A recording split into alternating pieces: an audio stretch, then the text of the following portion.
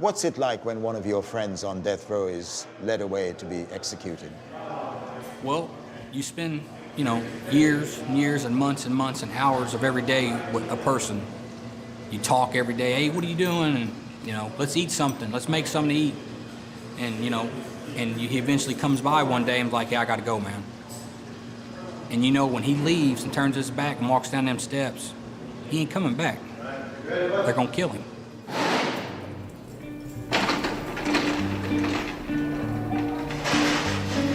About an hour's drive south of Chicago in the state of Indiana is one of America's oldest and most notorious maximum security prisons.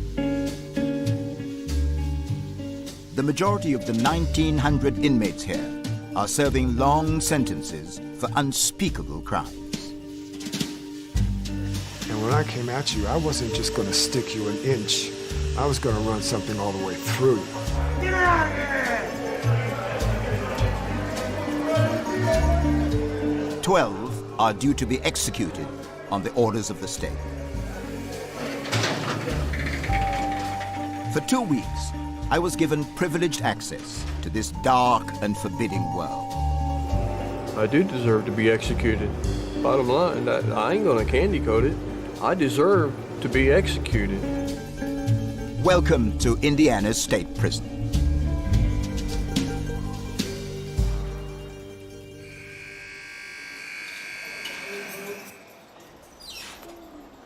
Thank you. My introduction to the prison was dramatic. The man who runs it, Superintendent Bill Wilson, agreed to take me to death row. So this is actually the entrance? This is the actual entrance, and it's 2 floors. We only have 12 men on the row right now.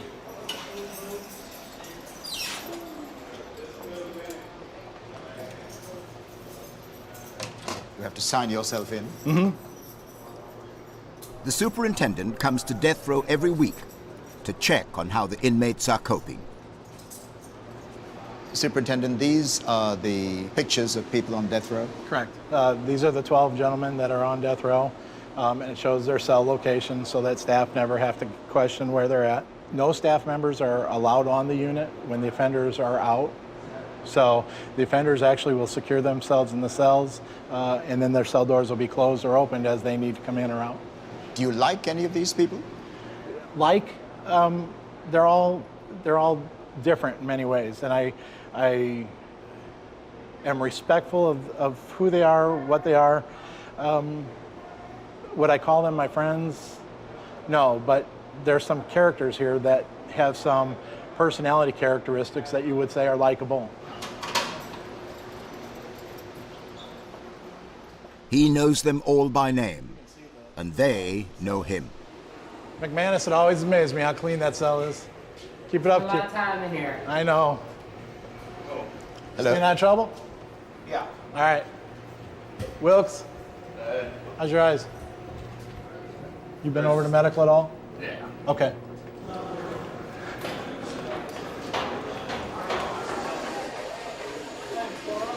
I'm all right. How are you? Just 1 second. How you been? I'm all right. You? I'm doing all right. How you doing? Hi. Is tension high? Not for me. Okay. I'm good. All right. Richie? What's up? All right. What's all this? Mr. Ritchie's wife, I believe, is from England. Which part of England is she from? St. Albans. Uh-huh, in Hertfordshire. Yeah. Yes. Yeah, I met her about 4 years ago on a pen pal, and we hit it off instantly. And she came over and visited, couldn't get enough, and married me. How often do you get a chance to see her? Every weekend. Do you mind doing this? Oh, no, not at all. Man. Yes. It is very, very unconventional, though, because the end game in this relationship is one that you know and she knows. Well, yeah, kind of, because a lot of guys can get off death row. A lot of us are getting off death row. But cases like mine and like another gentleman back here, we didn't kill no women or kids. We were charged with shooting a police officer, and they just don't let guys like us, no matter if you got good issues in your case or not, legal issues to let you off death row, it doesn't matter. You know what I mean? She knows that, and she married you. I know. I found something now. See, I was a stupid kid at 19 and 20. I made very poor decisions. I would make decisions. I would do things without thinking about them, and I didn't give a damn about the consequence at all. That kid, to me now, 32 years old, that kid's gone. I'm not saying I'm rehabilitated. You know. You're not saying that? No, I'm not. But I am Why saying, not?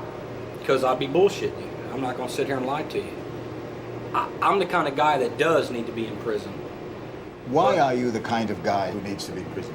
Because I'm the kind of guy, if I get fired from a job and I can't find a job, I'll do it the legal way, try to get a job, and I can't find a job, and I can't pay my bills, I'll go get a gun and I'll pay my bills.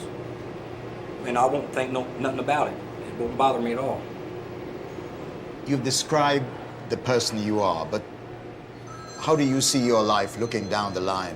Where does it go? Where does it end up? Either in a box or doing a life sentence in population. That's my choices right there. Doing a life sentence or being in a box. And I gotta watch my wife grow old through these bars.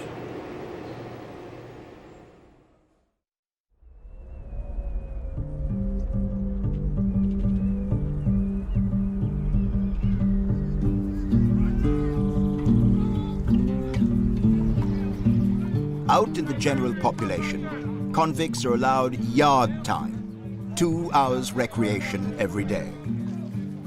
Save for taking showers and meals, this is their only opportunity to mix and to make allies.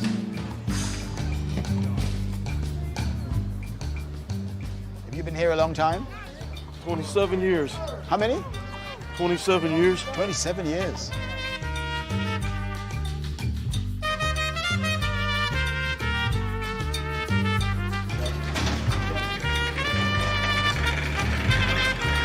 I was heading to the Administrative Segregation Unit with Lieutenant Gillespie. The men here are among the prison's most dangerous. This is Sergeant Fagan. This is his unit. Lay down on the flag, don't you? Get out of here! Many of the offenders here are gang members, drug dealers, and sexual predators. Everything they do is monitored and carefully controlled. Could you tell me what this list of names is all about? All right. Every cell house in Indiana State Prison has one of these. The idea behind this is to make sure we know where everyone's at, what they're doing, who they are, why they're here, etc. For example, if someone would accidentally take out 508 and 509 together, and let's say 508 owes 509 money, so 509's mad about it, and they get put in the shower together and the door's locked, and he has a weapon on him, 508 could lose his life. Like that. Just because someone made that mistake. So that's why it's important to really understand this board. Do you feel that you must be constantly vigilant? These guys have nothing but time. Okay, we're going home, so we're thinking about going to dinner with the wife, going to dinner with the mom, whatever. These guys have nothing but time. They're sitting here, and these guys, they're smart. They don't forget. So let's say you made them mad 2 weeks ago. You forgot all about it. They don't. So let's say you're sitting here minding your business, doing something, come up behind you and assault you. Yeah, you got to be awake. You got to be on your toes. You going to mug me? I'm not going to mug you. Is that gorgeous or what, eh? And I believe I can run a decent marathon. Thank you very much. Download Veely now.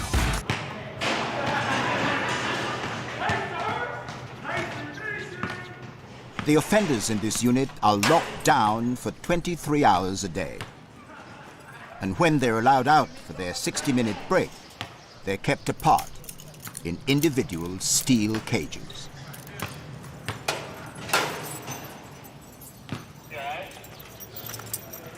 One of the men is 38-year-old Ronald L. Sanford. By any measure, And in any prison community, his is an exceptional story.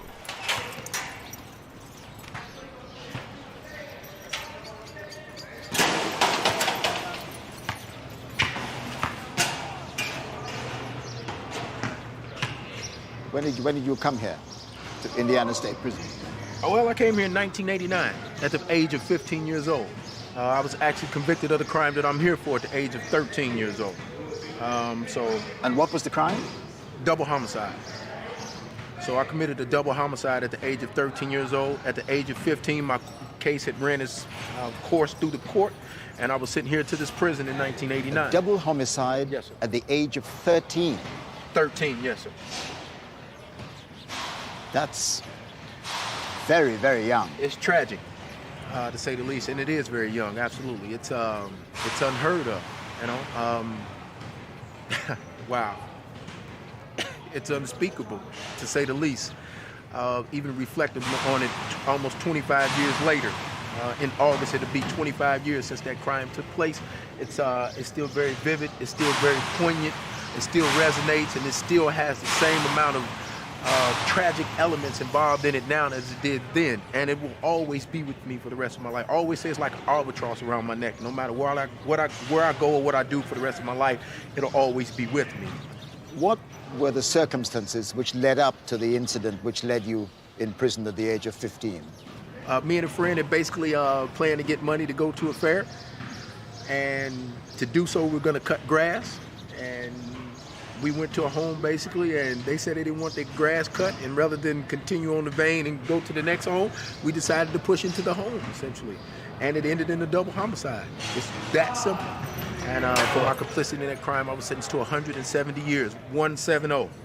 You got a sentence of 170 years. Yes, sir. However you cut that, you are not going to get out of here. I'm eligible for parole when I turn 100 years old. Have you ever thought about all the things that you have missed that other 15-year-olds go through as part of their normal lives? Absolutely. I've never been to the prom, I've never driven a car, I've never had a driver's license, I've never filed tax returns, I've never been on an airplane, I've never traveled abroad. Yeah, should I continue? My life has been lived in this prison, and it seems as though I've been in this prison so long that I've never been free. 25 years in prison, you know, it's a long time. Especially when you come in at the age of 15. Yeah, really. Ariel, thank you so much for talking to me. Thank you for taking the time. I appreciate you.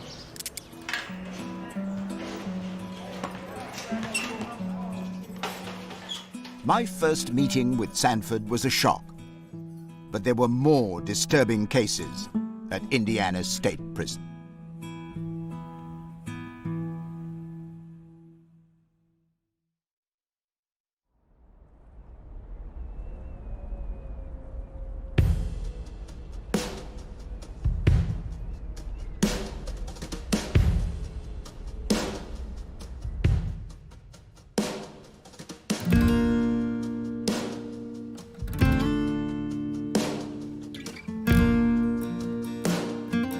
One of the oddities of the American prison system is that an inmate can spend 20 years on death row exhausting the appeals process before he's executed.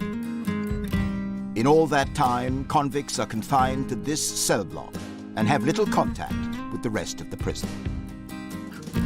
Paul McManus killed his wife and 2 young daughters. Mr. McManus, the first thing I noticed about your cell that is terribly clean, very different from any of the others. Right. Why is that? I feel if I don't use it in a month, then I probably don't need it.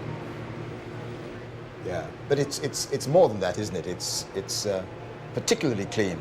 Well, me personally, I don't read or write, so I have a lot of time on my hands. So I clean because I don't write letters, I don't read books. There's only so much on TV you can watch before they show repeats, so it gives me a lot of time. So I just take pride in cleaning my cell. Was your life before you came to prison very similar? Were you a very tidy person then? Not so much. I worked a lot, so I was always busy, so I like to stay busy. It keeps my mind, so it works both ways, I guess. You know, I keep busy in here, but I've pretty well done all I can do in here. I might have to move to a different cell and do the same thing, but I've been here over a decade, so I'm just now getting it where I like it. Does being on death row take a physical, emotional toll on you? Oh, it's definitely up and down. Definitely. Now, I did weigh 250 pounds almost 2 years ago, and now I weigh 166. Now, I have pictures of them if you would like to see them. I got them right here, as a matter of fact. Yes. And you can see the difference. So this is... it's all me. This is all you. So you lost a lot of weight. Right. It's you know, it's depression a little bit, you know, and it's also just, I mean, it's like I said, it's a roller coaster. It's up and down.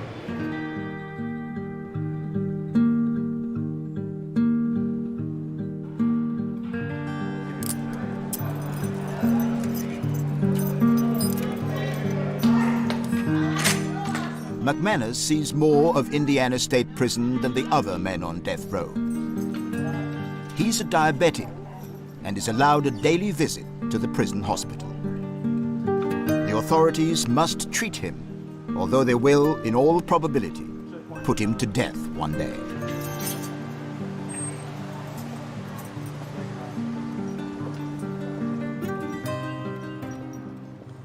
Well, here we are, out of death row and into the sunlight. Is this the only chance you get to mix with the rest of the general prison population? Yes, we don't have a lot of contact with them, so it is nice to be able to come out and see people that you've maybe been locked up with that are not on the road no more. And every once in a while, you can, you know, have a little bit of contact with that person, just for a brief second. Were you on any kind of medication, like insulin, before you came? No, before you came to prison? Absolutely none. Zip. Now, you know, I take quite a few pills and the insulin shot. It all comes down to the food and also how you know, you have your ups and downs where you gain weight and then stuff like that. So, I mean, that does play a factor.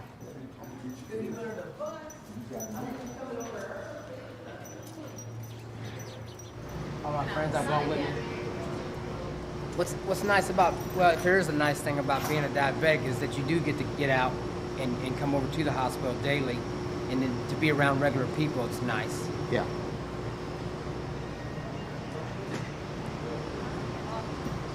Put you back to normal. All right. All right, thank you. See you later.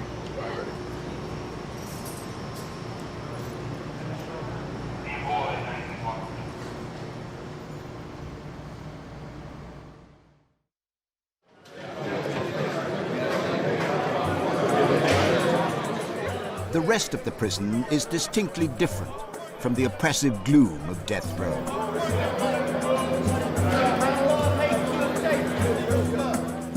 Lunchtime in cell block C. Prisoners have a chance to spend time in the open air.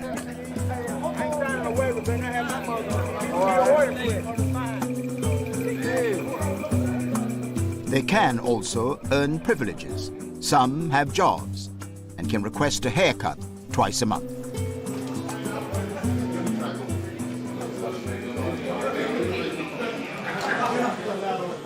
All the barbers are convicts. Rick Parrish is serving 3 life sentences, plus 10 years.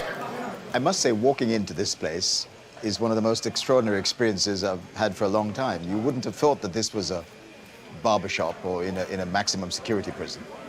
Well, we work hard to keep it unique in here because we like the atmosphere. We like being able to come in here and relax. It's neutral territory for gangs, for officers. I mean, if you come to the barbershop and you're a gang member, would you start trouble with a guy that's standing here with a pair of shears in his hand like this?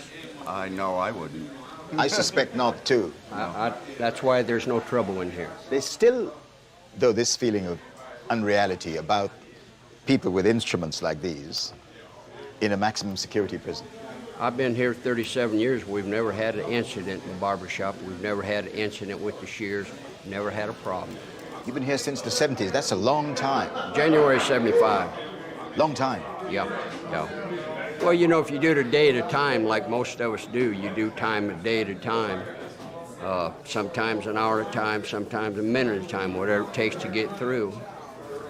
Then you look up one day and 37 years have went by.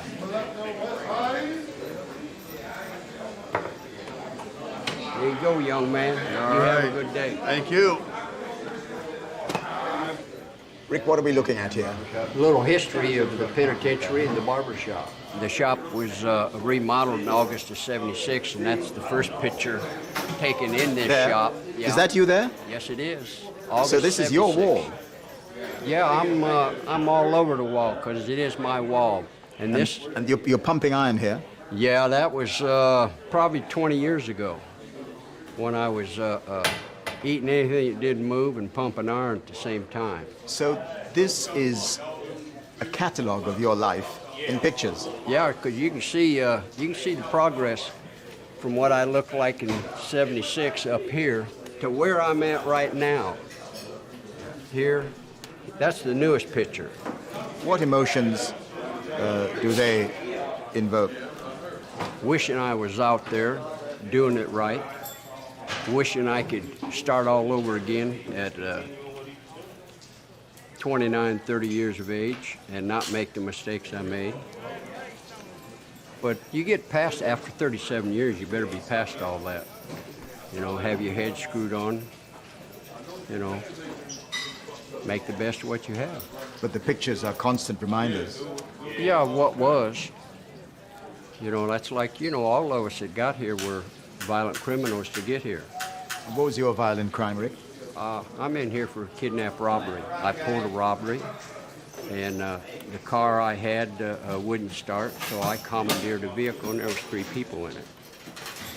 All the pictures here, you have it on, mounted on cardboard? Yeah, it's on cardboard, so if I ever get out, I can take it with me. That's what it's for. I fold it up and take it with me as a reminder. You don't want to go back.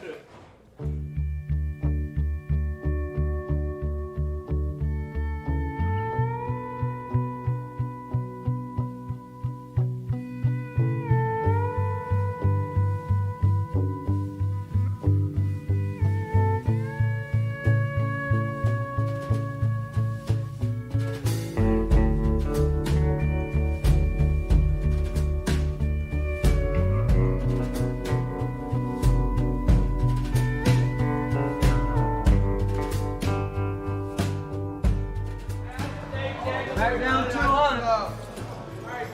Camera crew on 200. Camera crew. I went back to the administrative segregation unit to see Ronald L. Sanford again. His story haunted me. A killer when he'd barely entered his teens. RL, hi. How you doing? I'm all right, yourself? Good.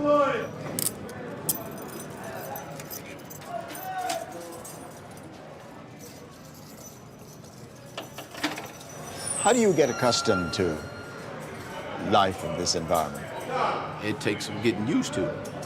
It's tough. There was a young man on the range, a very young man, maybe 19, 20 years old. He's exhibiting psychosis, and they took him to see the psychologist because he's having trouble adapting. This is an abnormal environment for a human being, certainly. You know, these are essentially cages, and to think that we stay in them 24 hours, 23 hours a day, come out for an hour a day, it's taxing. May I have a look in your cell about? Absolutely. Have a look at some of the books? Absolutely. You absolutely may. So. Yes, Lieutenant, would you mind opening up? I'd just like to have a look. Yes, sir. You can take whatever down you want to take down.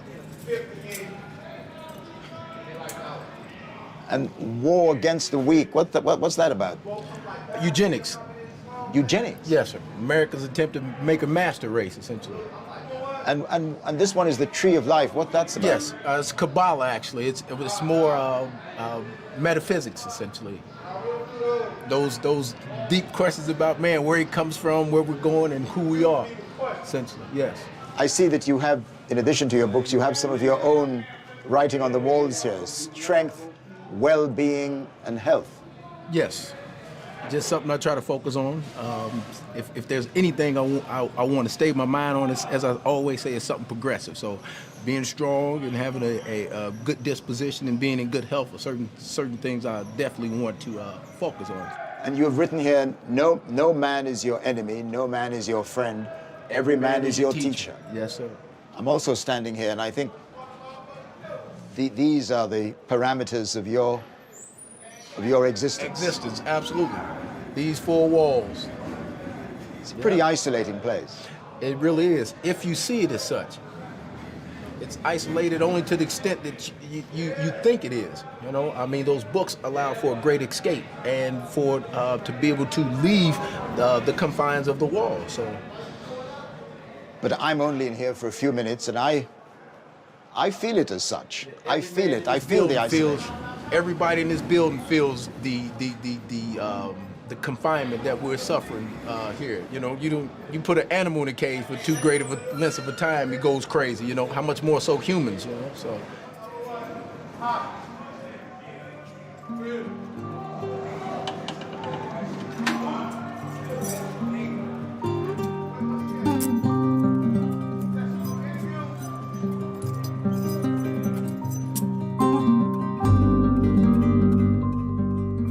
This is what Sanford looked like when he came here at the tender age of 15.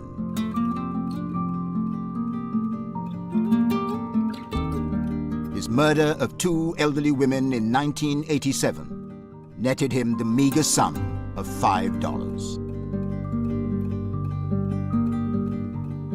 On that vile act, he must reflect for the rest of his life.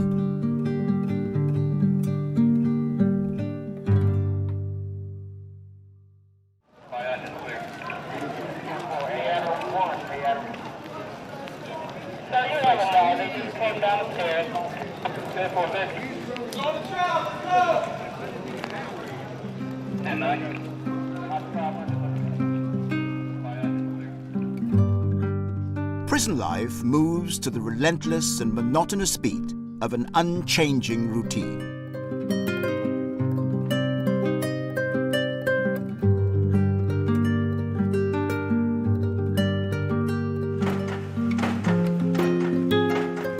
Some inmates get the chance to relieve the tedium by working. At the end of his shift, Rick Parrish, the barber, returns to what's called an honor cell, to which only the most trusted prisoners are assigned. And they're all two-man cells? Two-man cells. Yeah. This is my cell here. Rick, who opens the doors? Is that controlled by the computer? Up in the office there's a computer, controls all the doors, controls our water. May I come into your cell? Sure, please. Thank you. And this is your cellmate? Mike. Hi, Mike. I'm Trevor McDonald. Nice to meet you. How long have you been sharing a cell with Rick? Oh, about 2.5 years. Isn't that about right, Rick? Yep, that's correct. So which is your side? Right this is your side. It strikes me, too, that there has to be a rather clear division of what's yours and what's Mike's. That's Mike's cabinet over there. Yeah. And he has all his commissary and stuff in there. This is my cabinet here. And I have my commissary and things in here. But in general, we're sharing a space. You have to try to give the other person their privacy. If he's doing something and he's up walking around, I try to stay over there. And he does the same for me. Just try to take turns doing things, because it is close quarters. So this is an improvement from any other part of the prison? You've been in regular cell house. You've seen how they live over there. You've heard the noise. You hear how quiet it is. It stays quiet like this most times. And sure, you have to put up with another human being, but it's worth it. It's worth the sacrifice. Rick's honor cell does not insulate him from one stark reality. Death row is within shouting distance in the same block. What is it like to live so close to death row? Well, I just block it out. I don't pay any attention to it. I'm a barber, and I won't even go over there and cut hair because I don't want to get to know any of them. You lose enough friends through attrition in here as it is without them being on death row. So I don't even want to get familiar with them. Why don't you want to get familiar with them? Because you get friendly with them, you get to know them, and they get executed, you've lost another friend. Does the mood change perceptibly just before an execution, in the days before an execution? Yeah, it gets even quieter. You know, everybody knows the last one, I think, was Wiggles. He stopped here, hollered down through there, "I'll see you, fellas." He said that? Yeah, he hollered out. Everybody's usually awake. We used to, midnight, we used to beat on the bars. And how many times has that happened since you've been here? How many executions have there been since you've been here? I've never kept track. Like I said, I try not to dwell on it, so keeping track of them would, there'd be too many as far as I'm concerned.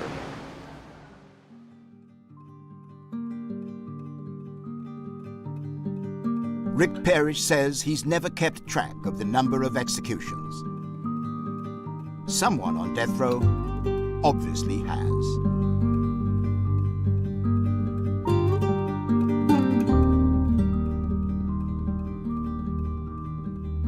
Every one of the 12 men on death row will one day be told the date and time of his execution.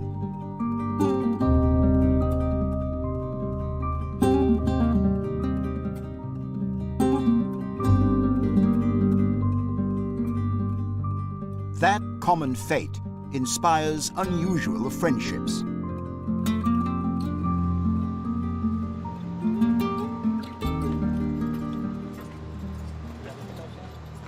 John Stevenson was a member of an organized criminal gang. He assassinated 3 people. Benjamin Ritchie, who had met before, killed a police officer. Hi, how you doing? Pretty good, man. You been all right? Yeah, good to see you. Yeah. How you doing? Good to see you. Good. You two are in adjoining cells. How long have you been friends? About 11 years. Since I got here on death row. He was already here when I got here. How did this friendship come about? What drew you to each other as friends? Well, we got the same interests. I mean, we play our music loud, we play video games, we work out, play basketball, eat together. If shit goes down, we whoop a motherfucker's ass together. That's how our friendship came about. Does that mean you have a lot in common? Yeah. Well, I thought we did. You're not sure anymore? No, I'm just kidding. I don't want you two friends to argue about that. No, we're not going to argue. Hell no. no. What's it? No, I mean... If anything, we always argue, but we've never come to blows over nothing. No, never. We're like, fuck That'll you, never happen. fuck you, and then half hour later, hey, what we eating tonight? It's over. Yeah. It don't matter. It don't mean nothing. I'm always right in the end, so... Fuck. He's the voice of reason. You're the voice of anger, from what you say. Absolutely, yeah. Is that right? He keeps a leash on me, yeah. Like, I'd rather lash out at somebody. Like, when I first met Boyan, he hated me because I was just a straight up asshole. I'd be in your face, fuck you, come on in the shower and let's fight. And I calmed way down since then. Yeah, most of the police, they couldn't stand my ass. And I got allowed around older cats and they calmed me down. From your point of view, what's this friendship based on? We heard from Ritchie what he thought about it. Trusting in each other, And, basically that's, trust. Like if shit goes down, I got his back, he's got mine. See, that's why they moved us, because he got into it with a dude up here, and almost killed him. And the police had to come in and stop it. And after they broke it up and everything, administration got wind that I was gonna try to kill the dude because he cut my buddy with a knife. And so they moved me and my buddy Tex here to the back and moved dude up in the front by himself, so nobody could get to the dude. Within the first 2 weeks of being on death row, I watched a man get murdered in front of me, get stabbed up 42 times, dispatched instantly. And that was my wake up to death row. Like, if you come here, you want to be a bully, you want to take shit from people, this is what's going to happen to you. The dude was just butchered. Although you witnessed something so horrendous, you still sound pretty angry. But see, here's the thing. If you show any sign of weakness in here, the sharks will circle. I won't be a victim. I'll be one of the sharks. Wow. I think the sharks are going to circle regardless.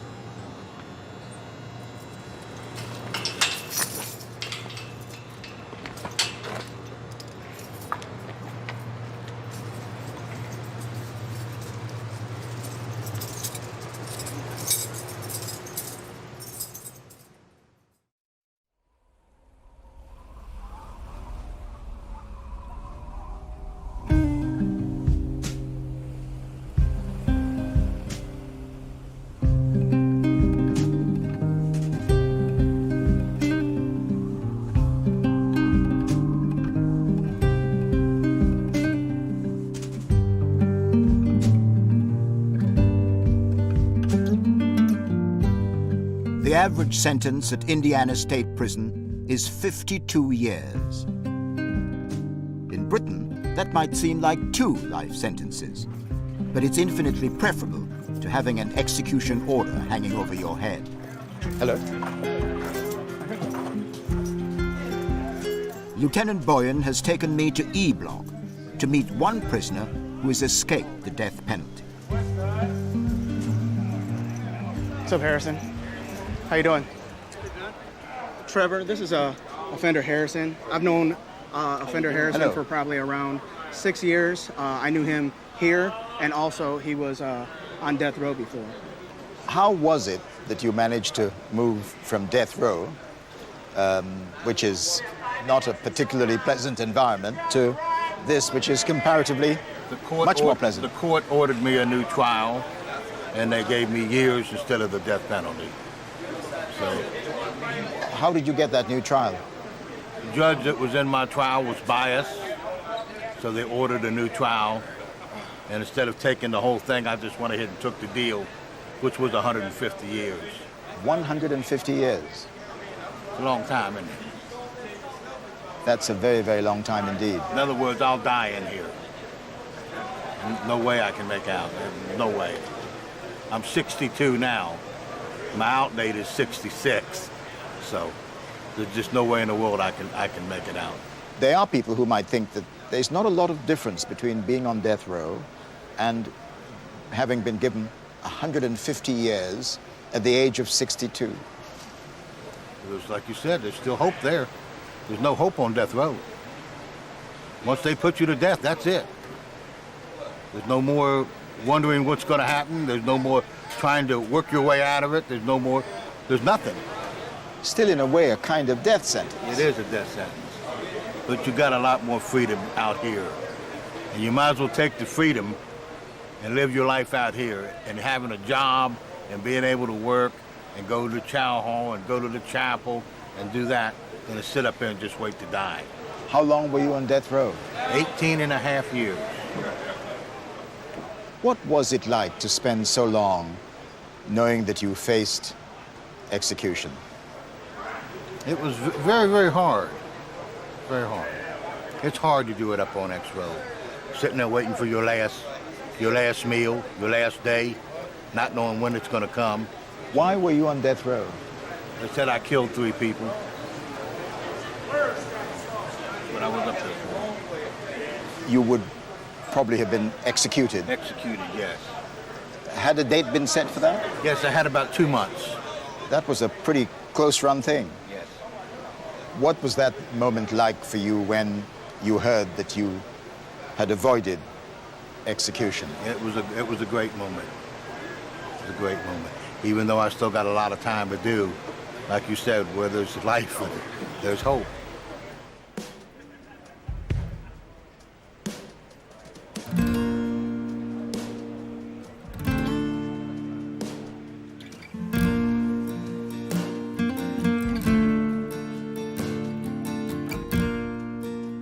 As he said, James Harrison will not leave this prison alive. But he knows he'll never be strapped to a gurney and given a lethal injection just after midnight. Like most of the inmates, Harrison now enjoys the strange freedom of not knowing the date and time of his death.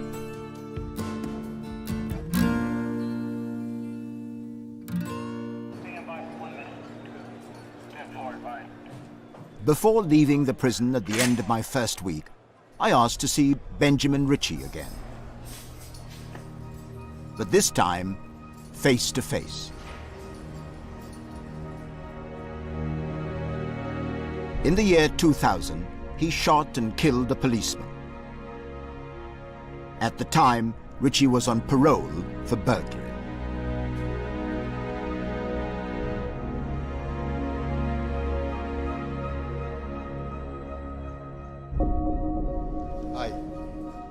With less of the bravado he showed in the company of his friend, I wanted to hear his view of his life and his crime.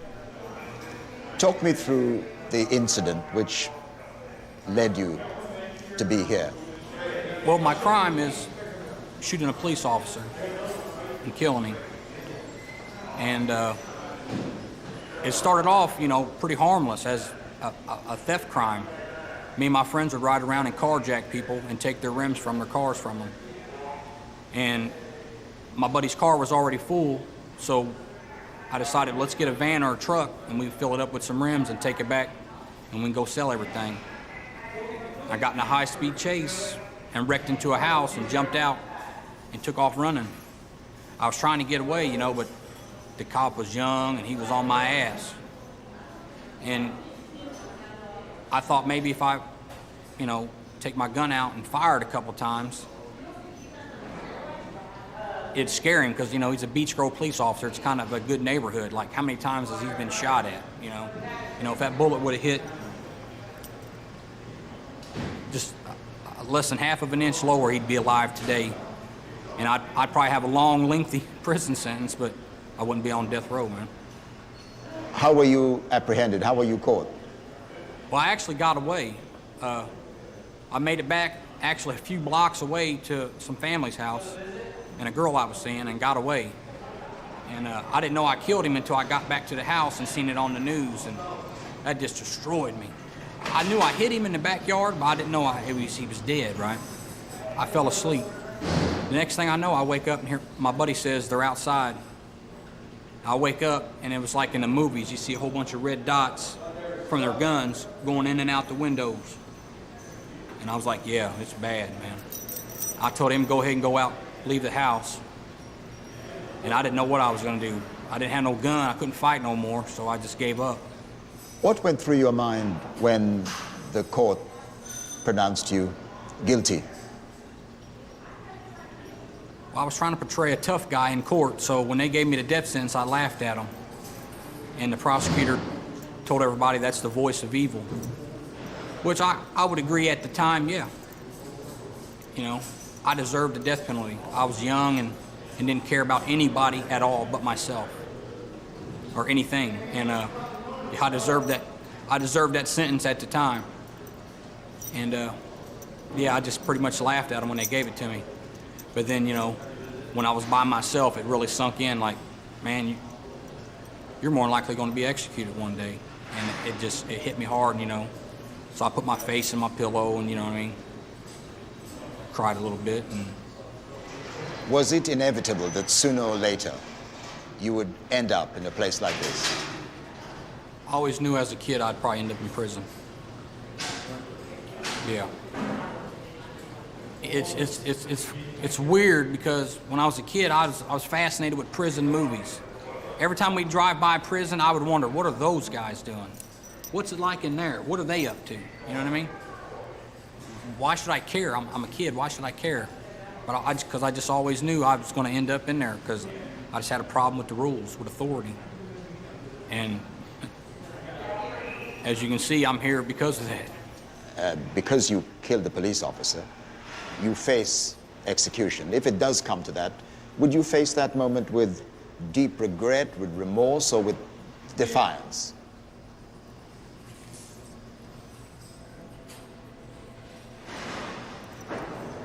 I would definitely regret it and definitely have remorse. But I'd also have a little defiance, like, why are you killing me? You said killing's wrong, but yet you're premeditatedly strapping me to this table and you're gonna poison me to death. You're gonna kill me. And that's what I would, you know, resent.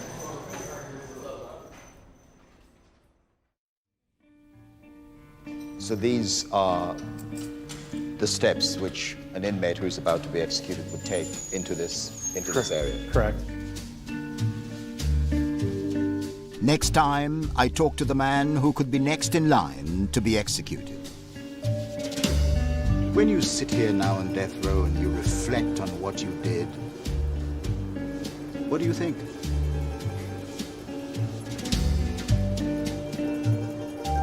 I deserve to be here. I meet Roscoe the cat. Well, I expected a male because I put in for a male cat. And then about a month later, I realized it wasn't a boy. And a killer who never knew his victims. You were offered money Yes. to kill. Yes. Yes, sir.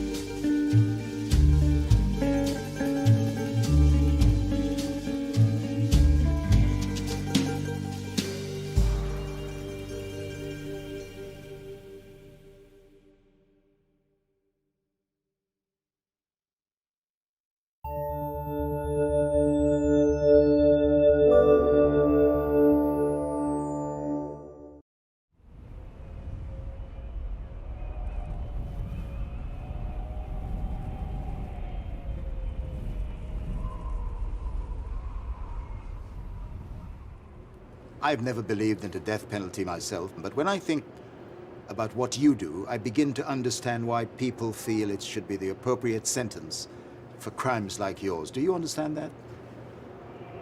I do deserve to be executed. Bottom line, I ain't gonna candy coat it. I deserve to be executed.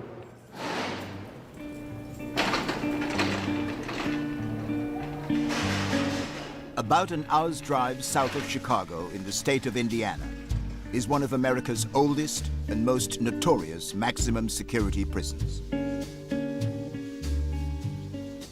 The majority of the 1,900 inmates here are serving long sentences for unspeakable crimes. And when I came at you, I wasn't just going to stick you an inch. I was going to run something all the way through you. Camera crew on 200. 12 are due to be executed on the orders of the state. Hi. For 2 weeks, I was given privileged access to this dark and forbidding world. Stealing cookies as a 7-year-old boy in school, turned into a 20-year-old, killing a cop, landing himself on death row. It went from stealing cookies to shooting a cop. Welcome to Indiana's State Prison.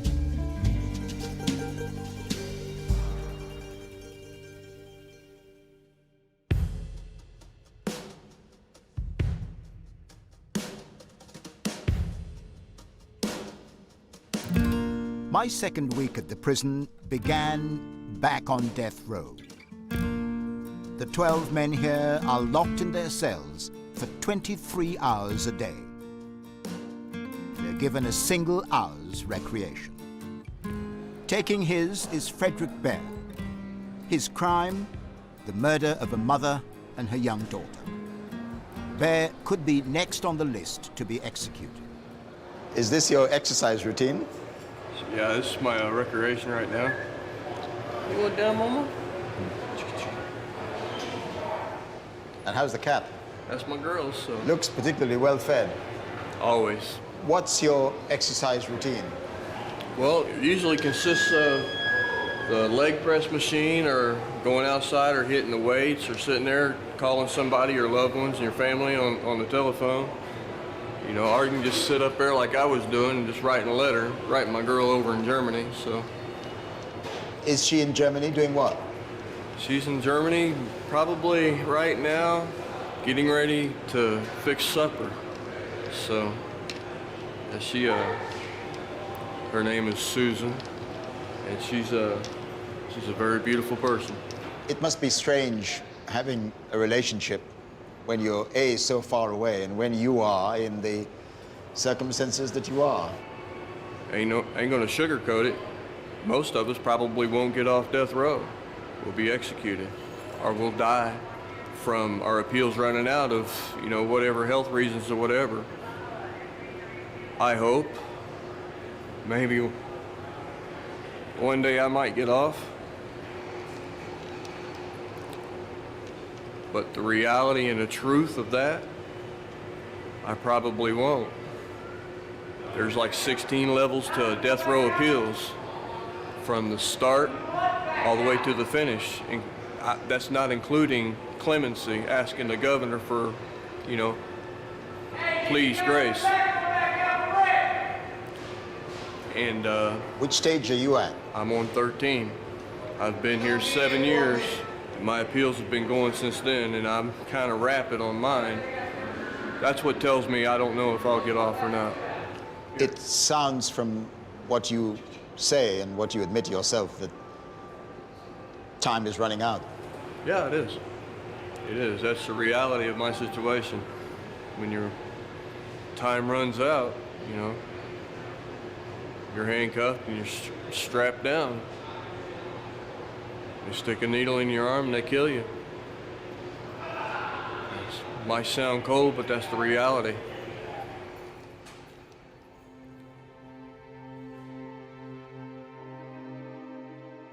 The last man to be given a lethal injection at Indiana State Prison was Matthew Eric Wrinkles.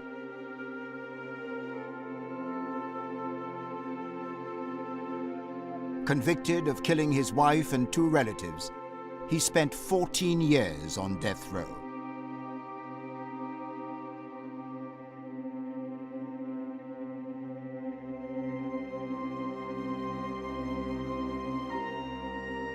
On the night of December the 11th, 2009, Wrinkles was put to death in this building.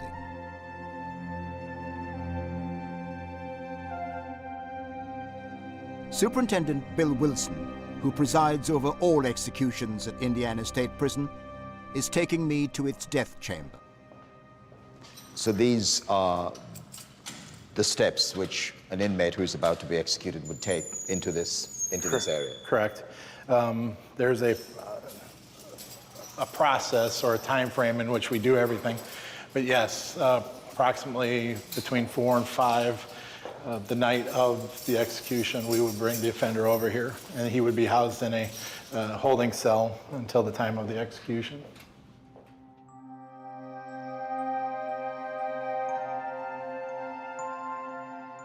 As the appointed time for the execution draws nearer, the prisoner is kept under close observation. This is usually a very quiet time for the offender, though. Some make themselves preoccupied with television. Others just sit here and meditate and are very quiet for the last few hours. My job is one single event, and that's to put this man to death. That's very a surreal moment in time.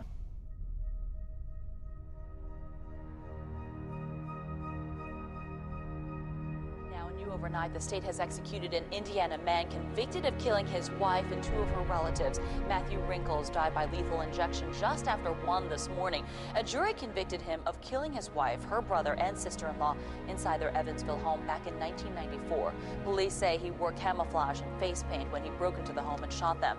About a half dozen people stood outside the Indiana State Prison in Michigan City last night protesting this execution. He did not try to appeal or ask for clemency.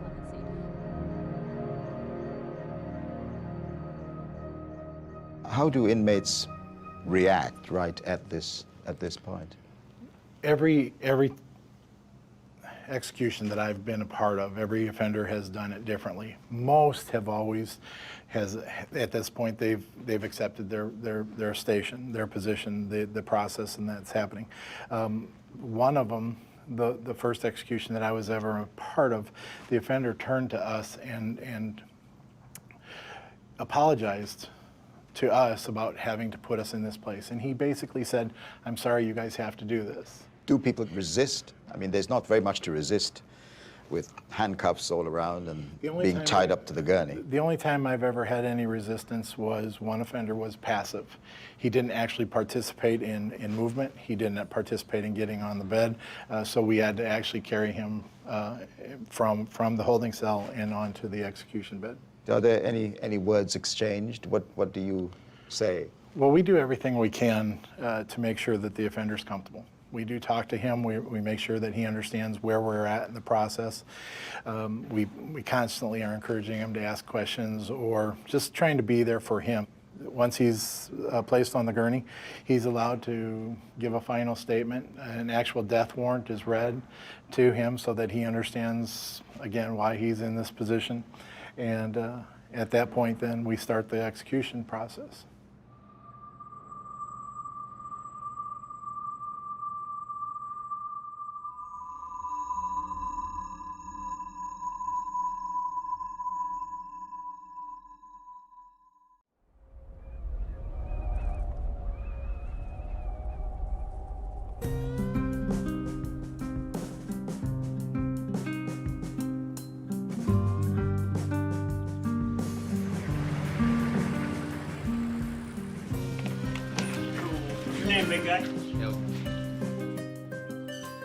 Every week, on average, 9 new prisoners arrive at Indiana State Prison. The majority are young men. Many will spend the rest of their lives behind bars. Are you suicidal? No. Are you sick or weak? No. Take meds? No. Are you being treated for medical, dental, or mental health? No. Here we go. Yep. Lieutenant Gillespie takes me to cell house C, to which some of the new arrivals are assigned. It's the largest block at Indiana State Prison. It holds almost 400 offenders, nearly all convicted murderers. See Charles 23. Morning. This is Sergeant Zimmerman. Hello. How do you do? I'm Trevor McDonald. Hello. Nice to meet you. He pretty much runs the house. Yeah.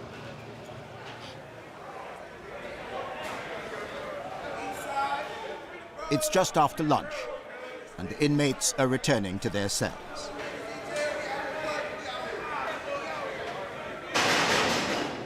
I can just see this chap stroking a cat down there. Yes.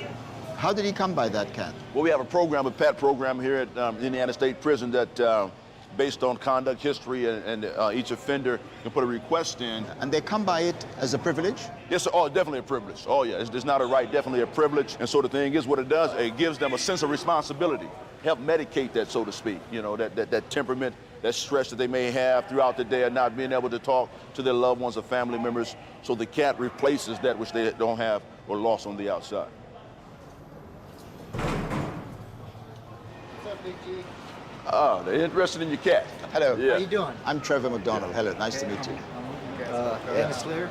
Yeah. So you've named him Roscoe? Yeah, it's a she. Oh, she. Well, actually, I'm sorry. Forgive me. I kind of put an order in for her, right? Yeah. When you get put on the list for a cat, you ask. They ask you what kind of cat you want, a male or female. I expected a male because I put in for a male cat. So I had bought all this stuff and got it all ready, even named it because I knew what I wanted to name him. And then about a month later, I realized it wasn't a boy. I couldn't change her name then. So that's what Rascal it was and Rascal it is. Rascal it was and Rascal it is. And you think it's changed the way you look at your time here? Well, it helps me get through my time. You know, like I said, if I have bad days or you just don't think you can take anymore, come home and she starts meowing and you know, she's like my kid. I've raised her since she was a little bitty kitten. And I love her like she's my kid. You know? You use the word home. Well, this has been home for the last 24 years, so really, I've been here over half my life, so I'll be 45 in August. Been here since I was 20. And how long do you expect to be here? Well, right now, I get out in November 2040. 2040? Yeah, 2040. So that's a long time. A real long time. I'll be 72 years old. From 20 to 72 is a long time. The worst part is losing the family that you love, all your loved ones. And everybody that ever loved me, that never turned her back on me, those are the ones that are gone now. My mom died just a few years ago, and that was probably the worst thing that ever happened to me in my life. The pain of that memory must haunt you. It crushes me every day. I keep a photo of her up on my wall, and she's the first thing I see when I wake up in the morning. May we have a look at it? Yes, you can.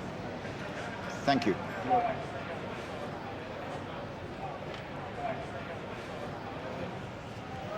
That's This is my mother. That's your mother, yes. This is my mother, and this is a picture that she had sent me of a cross, and she wrote on the back, she says, put this on your wall where you can always see it. Love, Mom. And I keep that right there.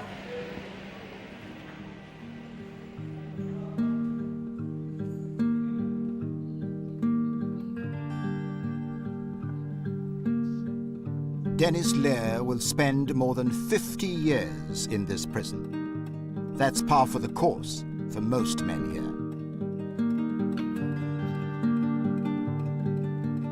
Coming to terms with that seems almost impossible.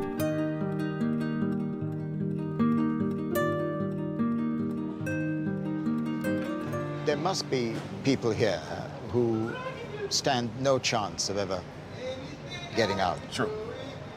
How do they cope with that realization? I believe it's an individual thing. Once you come to the realization and to the fact that possibility, there's a chance that I'm going to spend all my entire life in the departments of corrections. And so those offenders who come into the realization of that and embrace that are the ones that continue to live their lives the best way they can. You talk about their embracing it. You use the word embracing it. Must be very difficult to do that, to come to terms with the fact that this is it. They're never getting out. Yeah, some of the offenders I talk to, especially the young ones, and that's the problem that we have with the young offenders, truly have not embraced it. They say it's a time frame within 1 to 5 years, a high end of 8 years that an offender fully realize of the fact that he's going to be here for the rest of his life. And do people ever abandon all hope and give up when they realize that this is it, this is the end, they're never getting out? Yes. Unfortunately, you have offenders, suicides in the Department of Corrections, and it's predominantly those offenders who realize that there's no more hope.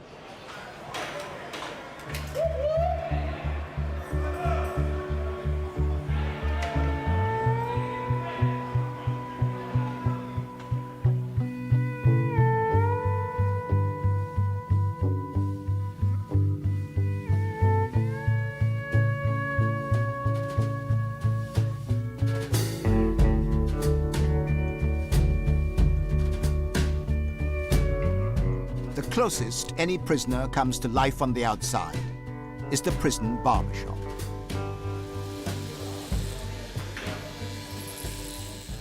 It has an appearance of near normality. Convicts who work in it are among the most trusted in the institution. John Sawatka is serving life with no possibility of release. Lieutenant Bowen, how long have you been coming here for your haircut? To John, I've been coming for about 7 years. He was living in my cell house, so when I came in, it was just kind of a normal face to see, so I sat down, and he's been cutting my hair ever since. John, is he a fussy person to have his hair cut or not? No, sir, he's not. The lieutenant is an ex-Marine, so he likes it high and tight. But I was kind of put in check by a certain person in his life that doesn't like it real high and tight. She likes it a little bit faded, so I take care of what his wife wants. He has a very lovely wife.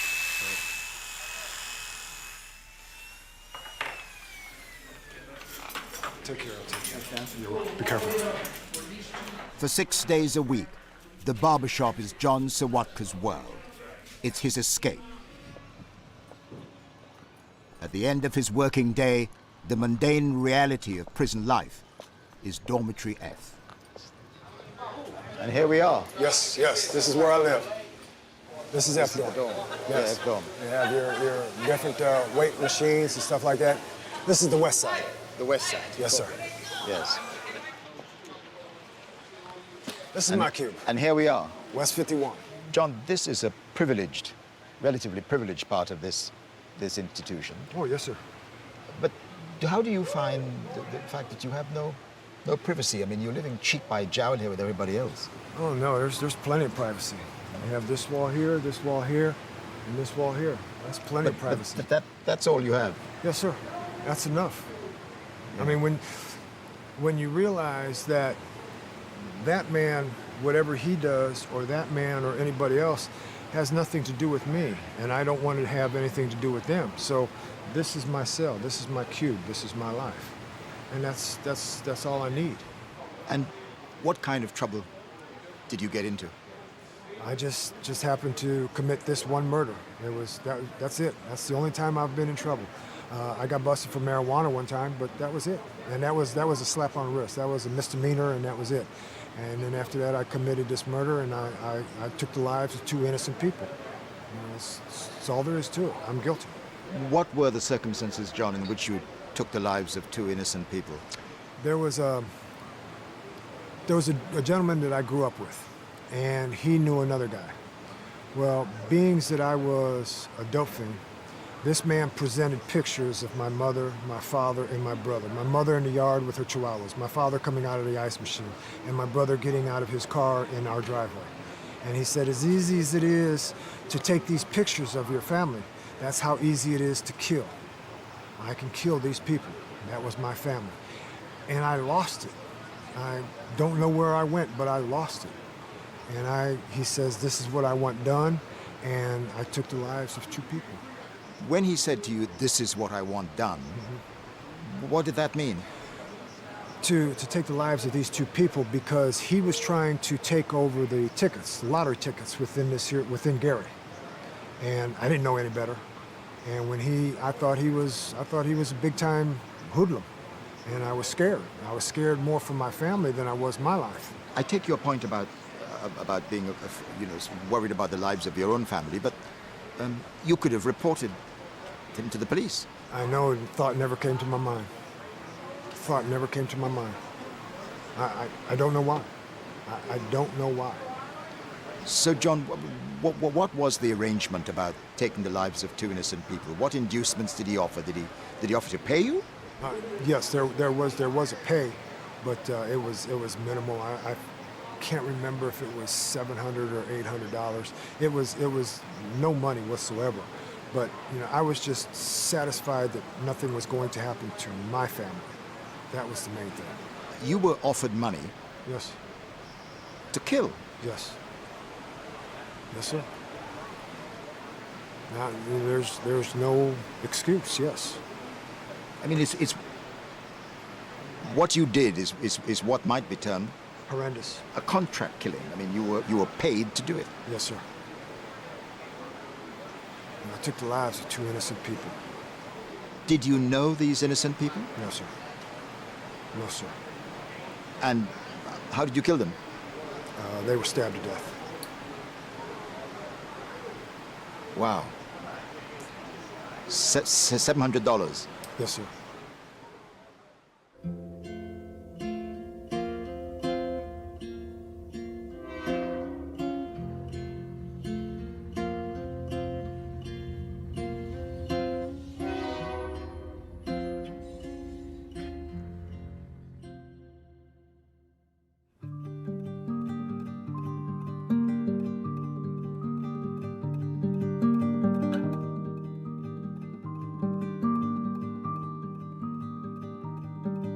The 12 men on death row are linked by a common fate.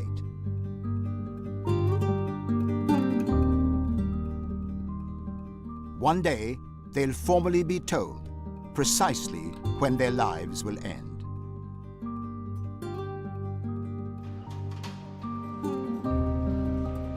When that day and that hour arrives, Superintendent Bill Wilson will carry out the orders of the state of Indiana.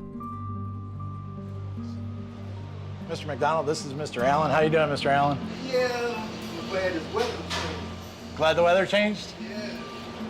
Ms. Holmes, you doing all right? Yes. All right. The superintendent makes a weekly visit to the prisoners on death row. The last man he sees today is Fredrick Baer, who killed a mother and her daughter. This is the last cell on the row. Last cell on the block. You can see Mr. Baer has an infatuation with one of England's most famous people. She has been a lifelong love of mine since like 10, 11 years old when I saw her get married the first time to Charles. And I followed her all my life. Why?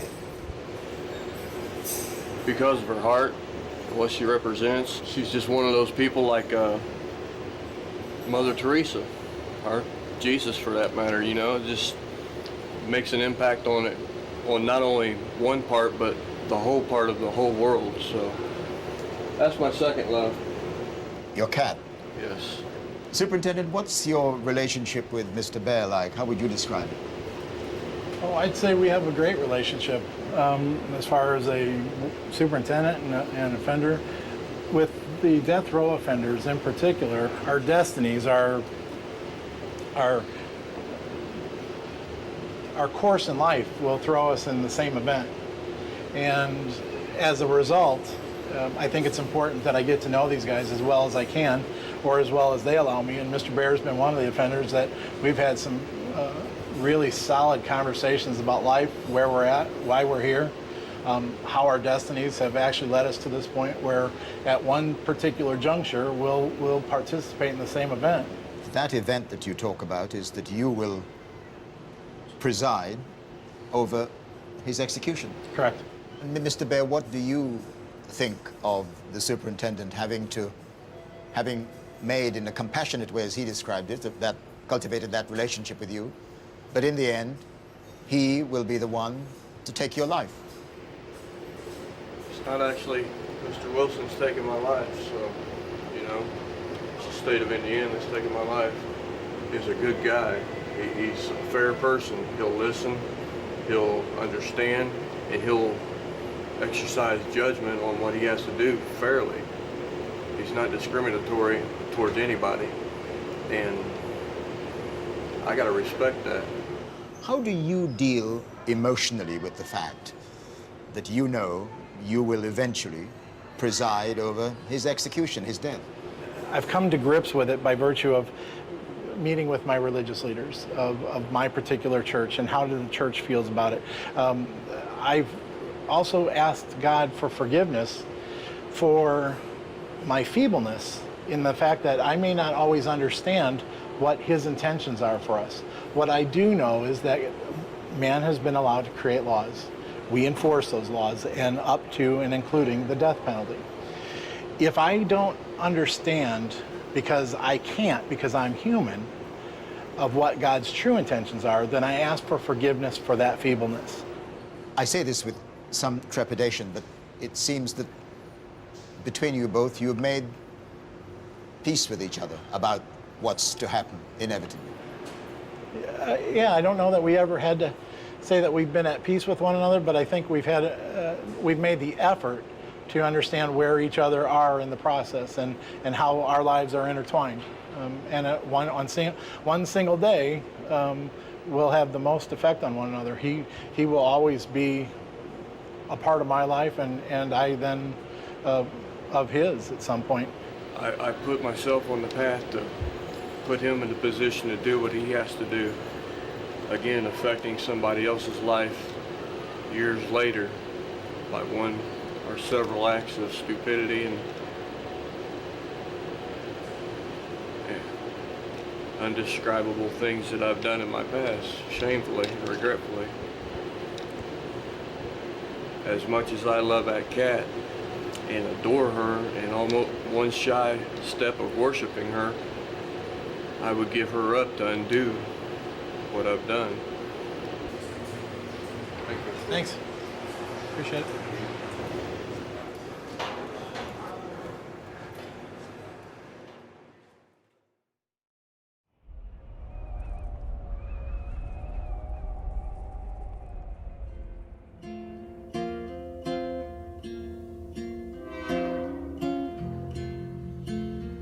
I'd now spent almost 2 weeks at Indiana State Prison.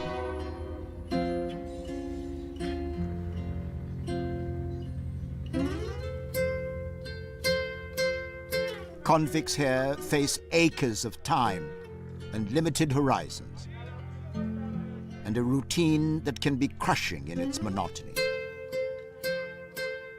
But that can change in an instant. Morning. Morning. I'd been alerted to an incident in Cell House C. This CCTV footage shows a prisoner being dragged along the range after he'd been badly beaten. How badly was the victim beaten up? He was beaten up, I could say, pretty bad. You know, when I got there, I actually thought he was deceased because he wasn't moving at all. You thought he was dead? Pretty much, yes, because I had to get his door open. His door was already unlocked because he's a fireman. You know, firemen are out during the day. He was out. And his door was closed at the time. I had to get his padlock off because he was locked. Get in there. I touched him to move him, and he finally showed me that he was responsive. And one thing about it, his light was out. So whoever did it, they wanted to make sure that we didn't see it. You got to be prepared for anything and everything. That situation yesterday, it could have been me getting walked out on a gurney instead of somebody else. You have to be ready for it all. The prisoners in this block will now be locked in their cells for 24 hours a day. It's an obvious safety measure. The prisoners see it as punishment. I went to see how Dennis Lair, who I had met earlier, was coping. Hey, Dennis, how are you? Good, how are you? Not too bad. All right. How are things? They're okay, I guess. They've been better. Yeah. How would you describe the atmosphere on the cell block when there is a lockdown like this? People don't like it. I mean, people have their families coming up, and there's no way that they can notify their family and tell them not to come up to visit. Like right now, I've got a cousin, her stepson is in the hospital, had major surgery the other day. I don't know what happened.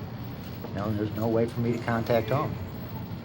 And so I don't know if he lived or died. You know, it was a life or death situation. But I have to sit here and I have to wait until I come off lockdown to find out what happened. How many times has that happened to you since you've been here? Oh, it's happened a lot. I mean, I've been on stretches back in 90 or 91 where we was locked down for like 11 months straight. How do you cope with being locked down for that period of time? Well, you got to deal with it. You find something to do to keep you busy. If you don't keep busy, you keep yourself occupied, you know, you might go crazy.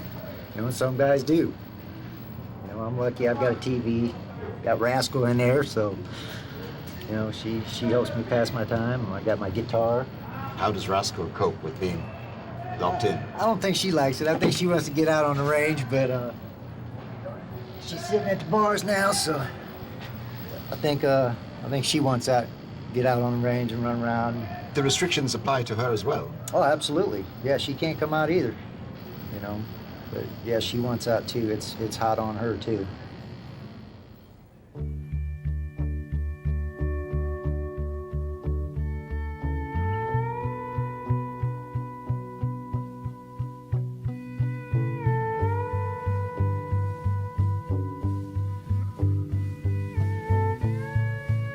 My time at this prison was coming to an end.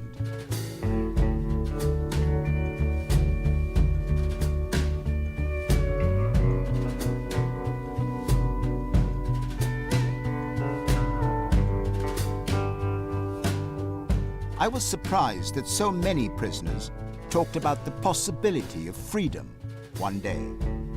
Perhaps it's the only way to survive a long sentence, even if freedom is an impossible dream. Before I left, I asked for one last meeting with Fredrick Baer in his death row cell.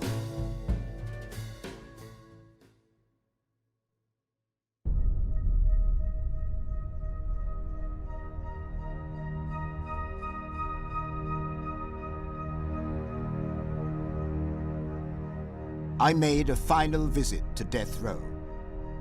I asked to see Fredrick Baer, who might well be the next man to be executed at Indiana State Prison. His crime still provokes outrage and disgust among the other killers here.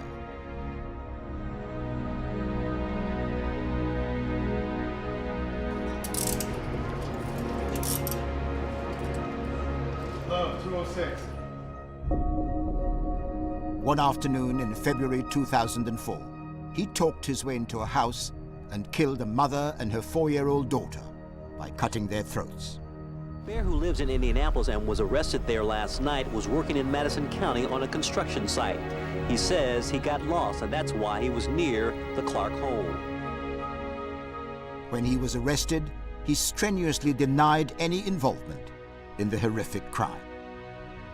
I'm not a violent person. I cry when a freaking butterfly gets hit on the windshield. That's how soft and sentimental I am, because I love life. Why would I want to destroy life? I was driving up and down that road like the witnesses said and everything. Yeah, that was me. I was driving up and down the road. I was aggravated. I was high. I'm not going to lie. But am I a cold, sadistic murderer where I can cut a little girl's throat? A 5-year-old girl's throat? No. I love kids. But that was 8 years ago.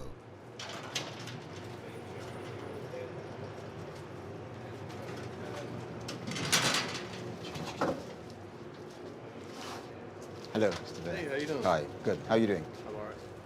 I wonder whether I could begin by asking you what you remember about your life growing up. Well, it's a normal childhood. I mean, I was adopted by my dad, about 5 years old. Wonderful guy, you know. Didn't have to, but he loved us anyway. And he adopted me and my brother. And life was okay. It was rough. Didn't know as life went on that a lot of the abuse and stuff would start, but alcoholism and stuff played a part in that, and then my sister passed and life sort of fell apart after that. But I mean, I learned a lot of good things before that, and you know, hard knocks, hard lessons, but you know, we all have a hard life one way or another, so I'm not the only one that's been beat on and all that, you know, so, but relatively normal to some certain extent, you know. Do you remember the first time you broke the law? Yeah, I was,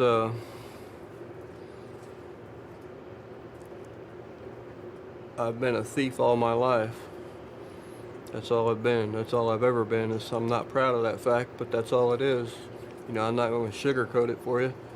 I'm a thief. I've always been a thief. I started stealing Matchbox cars when I was in kindergarten, and then it graduated, you know, stealing cars, Matchbox cars from the store, shoplifting and stuff, and I graduated from that to stealing money, you know, then just stealing all my life. When you look back, what is it you would say that set you on the road to crime, stealing and drugs and so on?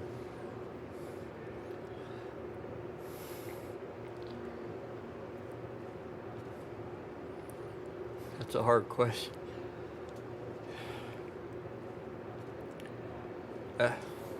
After my sister passed away, life sort of fell apart, and I kind of gave up. She was like a big figure in my life.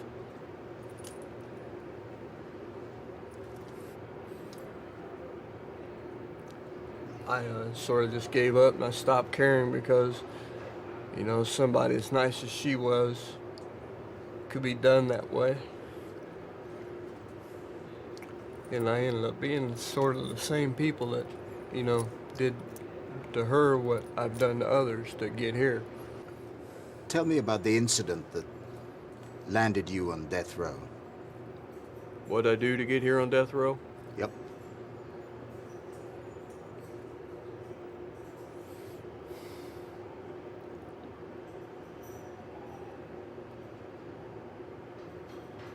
I broke in a house. I walked up and under the ruse of being lost, I walked in and I knocked on the door, asked to use the phone. If somebody, you know, if nobody answered the door, then I would break in the house. Nobody was home. So I knocked on the door and a little kid answered the door. And so my first thought was, could I use your phone? You know, throw it off.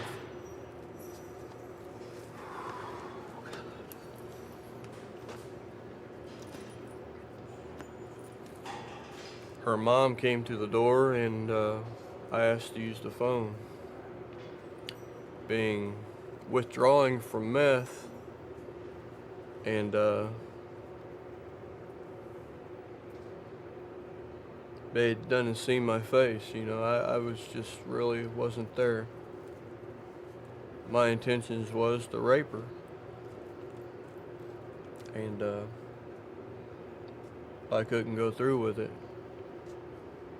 But I'd already gone too far, and to back out now, I know where I was headed. I was headed back to prison, and I guess I just thought that if I killed them, nobody would never know. And so I cut their throats. I cut both of their throats. Help me to understand that. You went in with the intention of raping the mother, but you ended up killing both of them, including slitting the throat of a... Was she 4 years of age? 3, 4 years of age? Sounds like you already know more than what I have to tell you. Yes, she was 4 years old. The mother was 24 years old. Mother's name was Corey, and the daughter's name was Jenna. And I was a cold-hearted son of a bitch. You remember their names? Yeah, through my paperwork. I didn't know them then, but I know them now through my paperwork. I know everything about them. Not everything about them. I on my calendar, in my date book, I've got their on my calendar marked for their birthdays. Their birthdays? Yeah. I mean, they're a part of my life, and I'm a part of theirs, whether they like it or not. They didn't want me in their life. I intruded in their life. Yes, well, you're not a part of their lives because they have gone on. They've died. They've been killed. Right. I'm a part of their families' lives. I've killed a little kid. In a most horrendous way. In the worst possible way that could be imagined. You just don't know. I wake up from that still, and it's 7 years. 8 years almost now. I'll be here on death row. Well, no, it is 7 years. I'll be here on death row 7 years. And I still wake up, cold sweat, when I think of what I've done, especially to that little girl. She was at the beginning of her life, and I stopped that. How do you think I feel about that? No, you can't even imagine how I feel. I can't. I can't. I've never believed in the death penalty myself, and I've always been against it, and I probably still am. But when I think about what you do, I begin to understand why people feel it should be the appropriate sentence for crimes like yours. Do you understand that? I do deserve to be executed. Bottom line, I ain't gonna candy coat it. I deserve to be executed. By the laws governing this state of Indiana, I deserve to be executed over there. And the death penalty was put in place for people who did what I've done. What you did. Right. I mean, there's no way around it. If a person does what I've done, they should be executed, bottom line. That's according to the laws of the state of Indiana.